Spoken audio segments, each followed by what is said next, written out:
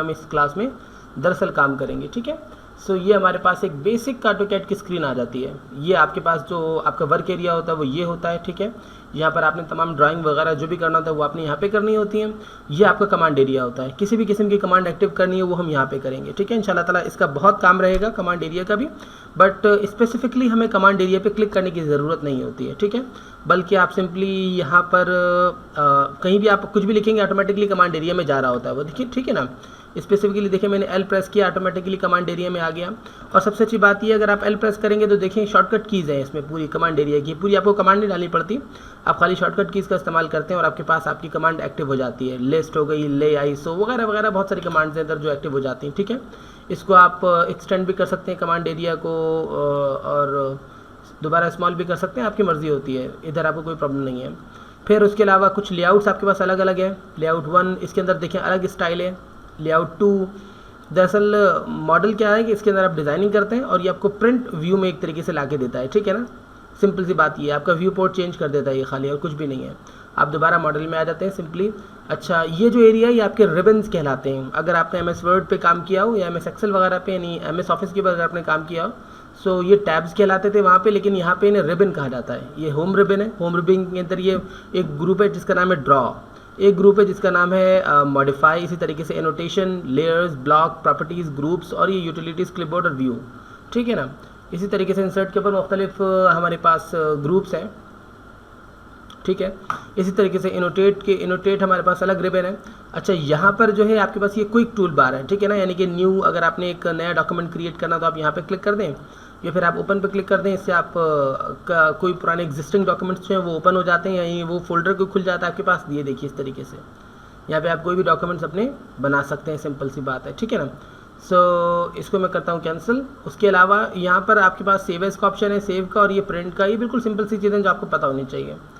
अच्छा, यहाँ पर आप कीवर्ड है, दरअसल ये आप यहाँ से आप हेल्प भी ले सकते हैं, ठीक है ना।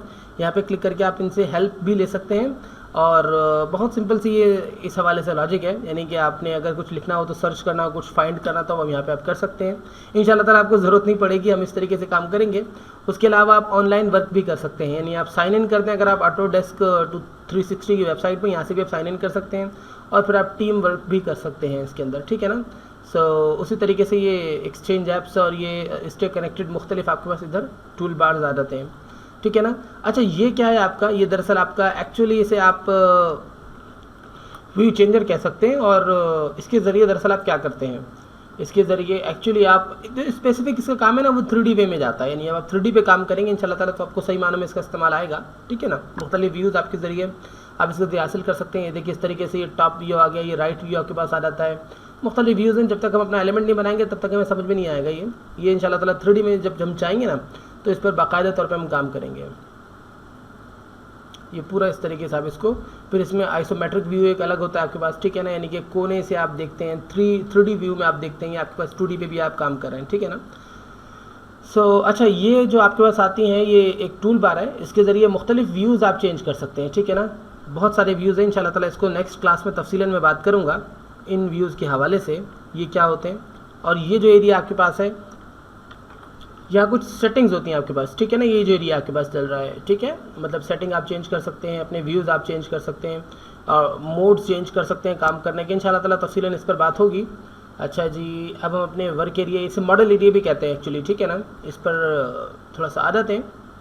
आई थिंक ये बेसिकली बस यही है हमारे पास, जूमिंग कंट्रोल का जो एरिया यही रह गया है। इंशाल्लाह ताला जूमिंग कंट्रोल के ऊपर फिर नेक्स्ट क्लास में बात करेंगे।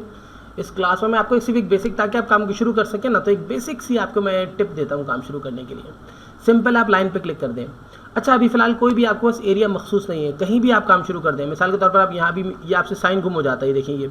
अच्छा, एक और चीज़ मैं बता दूँ ना आपको आपके याद, अगर आपने जूम इन या जूम आउट करना तो आप व्हील के ज़रिए करते हैं अपने मिड, आपका व्हील माउस का जो व्हील होता है ना, 3D माउस जो होता है उसका जो व्हील होता है, इसके लिए आप जूम इन और जूम आउट करते हैं। आप इनसे आइडिया लगाएं, मैं आपको बल्कि आइडिया लगाने के लिए क्या, मैं आपको एक ऐसी शेप बना के देता हूँ जिससे आप अंदाज़ा कर सकते हैं, ठीक है, इस तरीके से, ठीक है। ये देखिए जूम इन हो रहा है, ये जूम आउट हो रहा है आपके पास, ठीक है, zoom in and zoom out, इस तरीके से आप कर सकते हैं।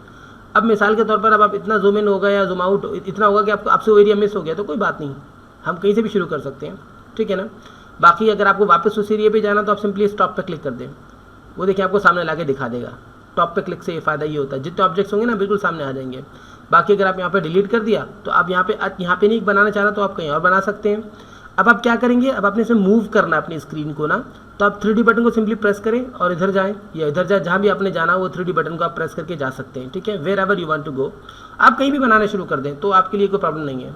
अच्छा, दूसरा एक और चीज़, ये देखिए मज़ीद नीचे नहीं जा रहा, देखें यहाँ पे मज़ीद नहीं जा रहा है, ऊपर जा रहा है लेकिन वापस इधर तरफ नहीं आ रहा, ठीक है ना। ये मेरा देखिए माउस लॉक हो गया है, ये कभी कभी माउस लॉक हो जाता है, उसके बाद जूमिंग भी नहीं होती है, एक लिमिट से ज़्यादा जूमिंग नहीं होती है, जूम आउट जूम इन नहीं करता। RE प्रेस करें और एंटर कर दें, RE और एंटर कर दें। अब देखें वो जूमिंग जो लॉक हुई थी वो ख़त्म हो जाती है, ठीक है ना। माउस कंट्रोल जो मेरा लॉक हो गया था वो मेरे पास देखें ख़त्म हो गया। दोबारा अगर कभी भी आ रहा है तो आप दोबारा RE प्रेस करें, सिंपली RE, तो रीजनरेट हो जाता है दरअसल, और आप एंटर कर दें। RE आपने प्रेस किया, RE आपने प्रेस किया और एंटर कर दिया, इससे क्या होगा, आपका जो मॉडल होता है वो रीजनरेट हो जाता है, ठीक है ना। RE देखिए एंटर, रीजनरेटिंग मॉडल, ठीक है ना। ये कमांड हमारी चल गई है ऑटोमेटिक, सिंपल। अब हम थोड़ा सा काम को शुरू करते हैं। मैंने लाइन पे क्लिक किया और आप लाइन पर एक आपने यहाँ पे क्लिक कर दिया, कहीं भी आप क्लिक कर दें, जहाँ भी आप क्लिक करना चाहें वहाँ पे आप कर सकते हैं। देखिए मैंने एक लाइन को क्लिक किया, अब यहीं से कंटिन्यू चलती चली जाएंगी मेरी दीगर लाइन्स, देखिए इस तरीके से। ये बिल्कुल बेसिक सा मैंने आपको एक जो इसका बैकग्राउंड है वो बताया है, आप इस पर काम करके आगे निकल सकते हैं इंशाल्लाह ताला। ऐसे इससे थोड़ा सा खेलें, तब तक इंशाल्लाह ताला नेक्स्ट क्लास में इसको मज़ीद डिस्कवर करेंगे। मुझे इजाज़त दीजिए, अल्लाह हाफ़िज़।